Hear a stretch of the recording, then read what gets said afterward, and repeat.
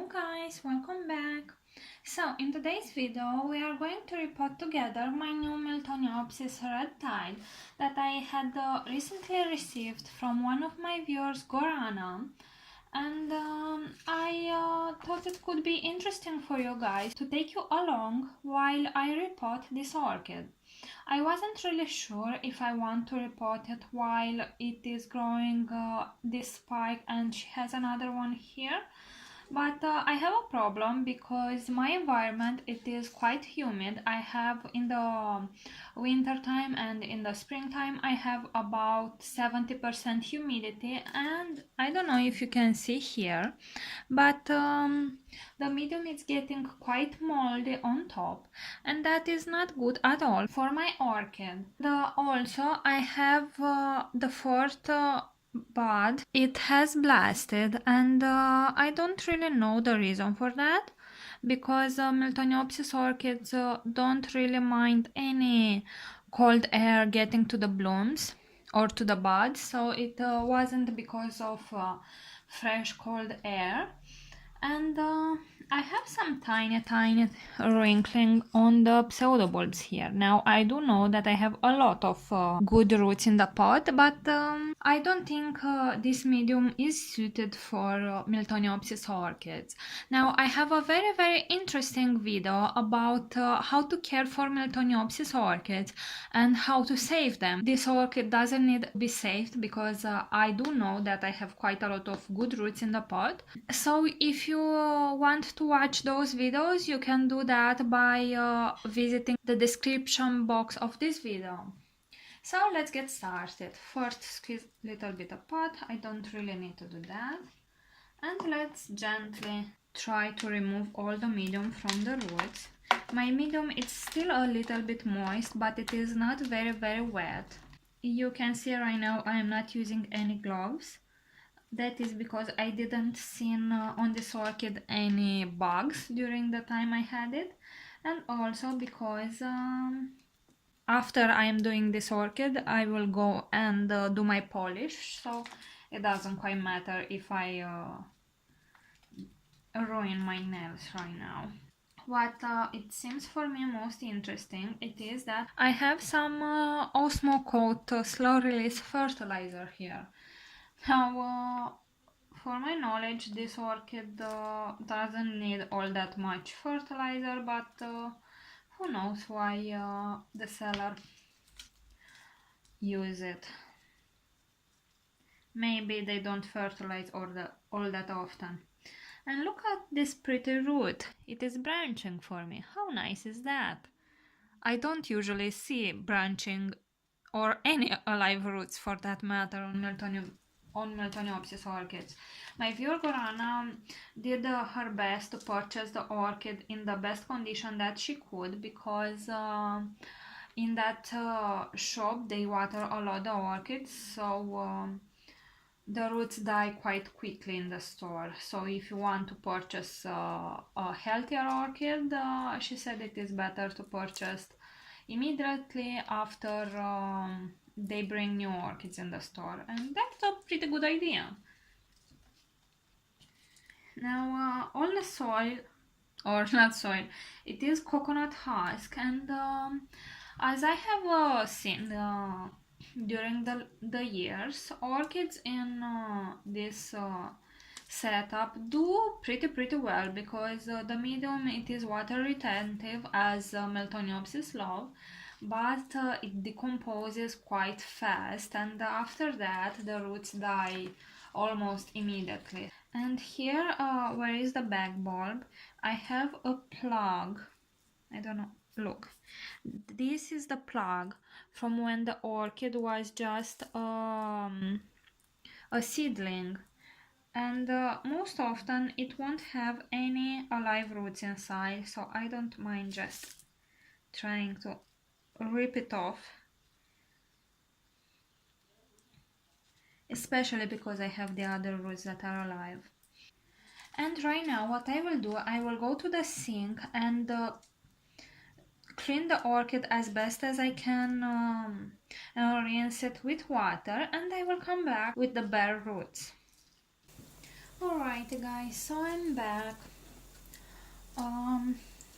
As you can see, I have rinsed as best as I could my orchid root system, and now I can try to assess every single root and see which one is alive and which one is dead. And I want to show you something really interesting here. As you can see, this root velamin, it is coming off, meaning the root will die soon, but the exactly string that it is the root, it is still green. So this root, it is still functional. Now, when you have an orchid that has a very poor root system or it doesn't have any, I do recommend you try to pull away the velamin but you leave the string. This is because the string will also pick up the water that it is in that medium, and if you use semi-hydroponics with Miltoniopsis, that means that this root will absorb some water for quite a lot of time after you repotted the orchid, because eventually the root will die. But for at least a period it will provide some more moisture to the orchid. Now you may ask, won't these strings spoil the medium in time? Well, no, they will die, and the strings are very thin and they won't be able to spoil the medium if you flush them regularly. You see why that medium, it is not so good for orchids? It is because it kind of suffocates them. A lot of the roots are dying because the medium was suffocating them. And even Miltoniopsis that love that much moist environment, they really appreciate some air around the roots. That is why I like so much inorganic medium. This is going to be quite a long process, so I will pause the video now and I will come back with my root system cleaned. Alright guys, so I am back. As you can see, I don't have all that many alive roots, but the ones that I have, I'm very sure that they are alive. And the beauty of my orchid, it is that I have this beautiful green root that it is branching here, and I choose not to leave any more those green strings behind just because I don't need them. My orchid has alive roots, and the most important thing about the setup that I will choose for this orchid, it is that it provides the exact amount of moisture and aeration around the roots that this orchid needs. And as you can see, I had quite a lot of roots, but that doesn't matter anymore. My orchid will do just fine with what she has. And right now I will spray the orchid really good with hydrogen peroxide 3%. I am using this company. And this is a very good fungicide, but it also kills any snails. So I will spray it really good, and I will spray the tag also, because the tags sit in the old pot and medium, and we don't want any bugs on it that can contaminate the new medium. And you really need to make sure that you spray in between the leaves and in between the pseudobulbs also. And now I will let my orchid fizz for about 2 to 3 minutes, and meanwhile I will prepare the new pot and medium that I will choose. Okay guys, so my orchid, it is fizzing for about 3 minutes now, and I will reuse the same 12 cm pot. If you are a beginner, I recommend you try to use a clear plastic pot, but I don't have any, and right now I don't want to go to shop, so I will use the same. I am pretty experienced with Miltoniopsis, and I don't really need to see the root system to see if it's doing good or not. I will use a combination of about 50% lacquer and 50% ceramics for this orchid. And as you can see, I already filled the pot with some medium. And right now I will take the orchid and place it very gently towards the back side of the pot, leaving as much space for growth for the new shoots that will appear as I can. And I will try to put a little bit more ceramics on top of the pot. Usually around the back bulb, because it is lower in the pot, I try to use some bigger chunks of lacquer beads, because usually in that side of the pot I don't have many olive roots, so I will put a few pieces of big lacquer beads and some other small ones with some ceramics, just to make sure that the back pseudo bulb won't rot on me. And that is pretty much all, guys. Now all I need to do is go and pour some water in the pot to make sure I flush it again really good, because ceramic sometimes can leave some more dust even after you prepare it, because it is a little bit more soft than lacquer and it can break down into pieces when you work with it.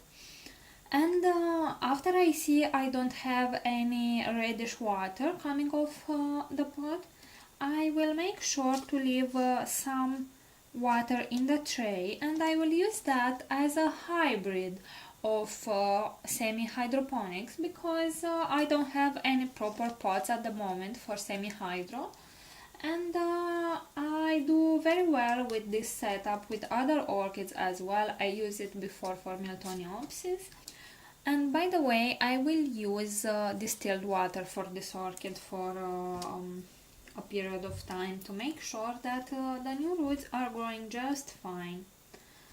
And after about 2 to 3 weeks, I will start to fertilize her on my normal schedule with the other Miltoniopsis that I have.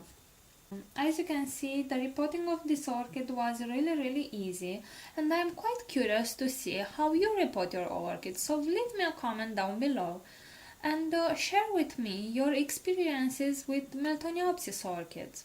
If you want to learn more about this orchid, please consider watching these other videos that I have about Miltoniopsis orchids, because you may find them quite interesting and helpful.